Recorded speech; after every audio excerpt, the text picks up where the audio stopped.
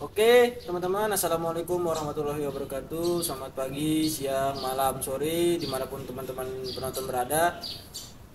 Balik lagi kepada saya nih untuk mereview lagi Sigo 5 ini. Pada hari ini saya mau sharing dikit ya, sharing atau mereview-review apa sih kelebihan dan kekurangannya atau plus minusnya kita memakai Sigo 5 ini.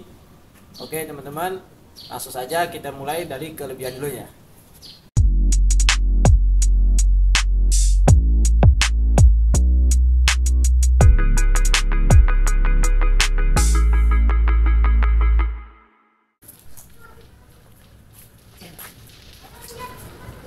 Oke teman-teman, mungkin yang pertama kelebihan dari motor Isigo 5 ini yaitu baterainya ini bisa copot-copot ya. Baterainya itu bisa dicopot-copot, jadi kita tuh bisa taruh di mana aja baterai-baterai ini bisa ngecas ya. Tujuannya sih biar kita bisa ngecas di mana-mana sih, atau ngecas itu di mana-mana. Jadi kita nggak perlu lagi nih colok di motornya sih, tapi tetap bisa colok di motornya. Tapi ini juga bisa dicopot, bisa kita taruh di kamar-kamar atau ruangan-ruangan yang dekat dengan kita gitu.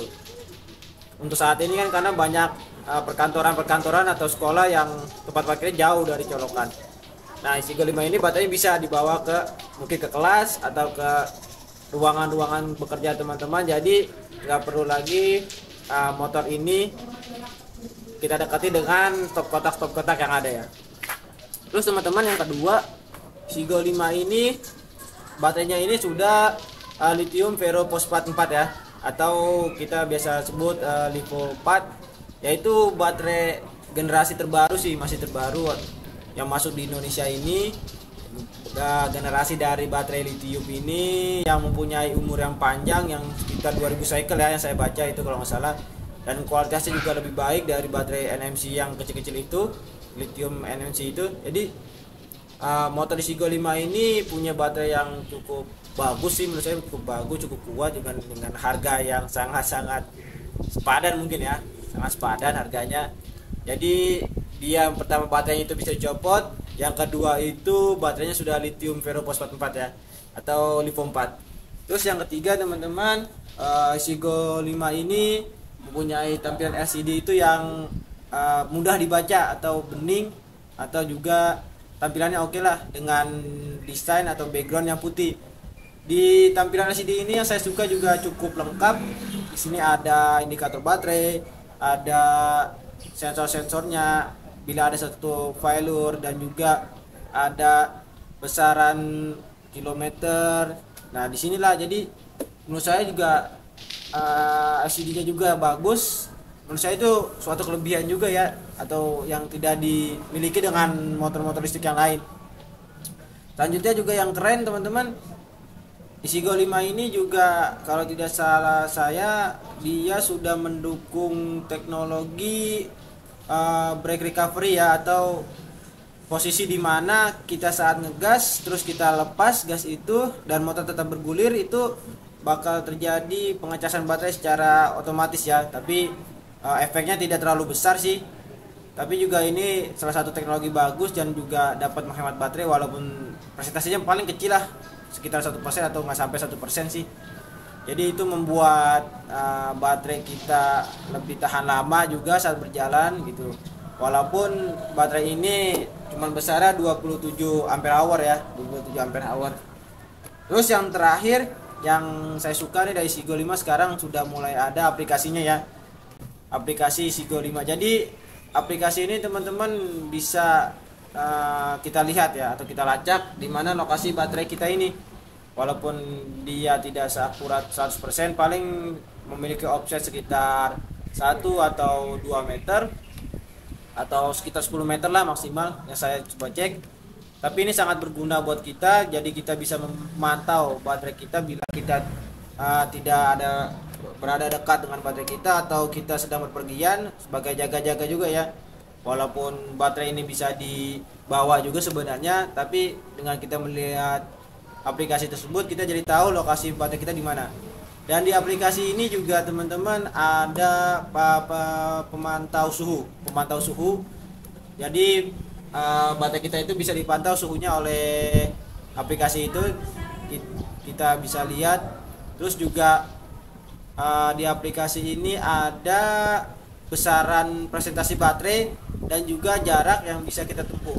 Itu menurut saya sangat berguna ya buat kita. Jadi suatu saat kita lupa nih kita lagi di mana gitu, atau kita sedang berada di ruangan mana menuju motor kita lihat dulu presentasi baterainya tinggal berapa ini. Nah kita jadi bisa memperhitungkan teman-teman berapa jarak, berapa jauh yang bakal kita tempuh nih, atau yang bakal kita kapan waktu kita mencas lagi baterai atau baterai ini ya, baterai ini setelah kita pakai. Nah untuk kekurangannya kita lanjut lagi. Sekarang kita bahas sedikit kekurangannya. Jadi yang pertama tuh menurut saya teman-teman Isigo 5 ini joknya kecil ya, joknya ini kecil.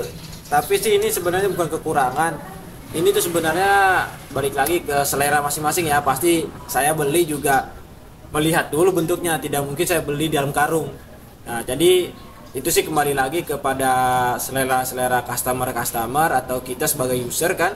Kita mau milih motor yang model seperti ini, kecil tapi modelnya bagi saya sih bagus gitu, saya unik gitu. Atau kita memilih body yang besar, itu kembali lagi kepada para user atau teman-teman sekalian yang ingin membeli motor listrik. Terus juga yang kedua teman-teman, Isigo 5 ini sayangnya itu remnya itu masih pakai rem belakangnya ya, masih pakai drum brake itu ya, atau lem tromol. Jadi yang sangat sayangkan kebanyakan motor listrik sekarang sudah pakai rem cakram ya, atau rem piringan itu. Tapi Isigo 5 ini masih pakai rem tromol. Tapi ya bagi saya pengguna user motor matic awalnya ya, kayak sebagiannya itu nggak masalah sih.